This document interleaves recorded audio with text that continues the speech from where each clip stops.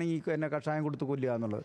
അപ്പം പിന്നെ എങ്ങനെ പോലീസ് വന്നു കഴിഞ്ഞിട്ടുണ്ടെങ്കിൽ ചോദ്യം ചെയ്യുമ്പോൾ നേരിടണമെന്നും എങ്ങനെ അന്വേഷണത്തെ പിന്നെ വഴിതിരിച്ചു വിടണം എന്നൊക്കെയുള്ള രീതിയിൽ ചിന്തിച്ച് ആലോചിച്ചുറപ്പിച്ച് അതിന് കൂട്ടത്തിലുള്ള ആളുകളെ ഉപയോഗിക്കാൻ വരെ ശ്രമിച്ചിരുന്നു. ഒരു കുടുംബത്തിലൊരു പിന്നെ ബന്ധുവായ ഒരു യുവതിയെ ആ രീതിയിൽ തെറ്റിദ്ധരിപ്പിച്ചിട്ട് പിന്നെ പോലീസിനോട് പറയണമെന്ന് ചട്ടം കിട്ടിയിരുന്നു. അതുപോലെ തന്നെ ഒരു ഓട്ടോ ഡ്രൈവറെ പിന്നെ കൊടുത്തപ്പോഴും അയാൾക്ക് ഇങ്ങനത്തെ അസ്വാസ്ഥ്യം ഉണ്ടായി എന്ന് തെറ്റായി പറഞ്ഞിരുന്നു. അയാൾക്ക് പക്ഷേ കൊടുത്തിട്ടൊന്നുമില്ലായിരുന്നു. അങ്ങനെയുള്ള പല കാര്യങ്ങളും പിന്നെ ഗ്രീഷ്മ ചെയ്തിരുന്നു. ഒരു ക്രിമിനൽ ആയിട്ടുള്ളൊരു വ്യക്തി വളരെ പ്ലാൻഡായിട്ട് ഒരു ക്രൈം ചെയ്യുന്ന അതേ ആസൂത്രിതമായിട്ട് തന്നെയാണ് ഈ പിന്നെ പെൺകുട്ടി ചെയ്തത്.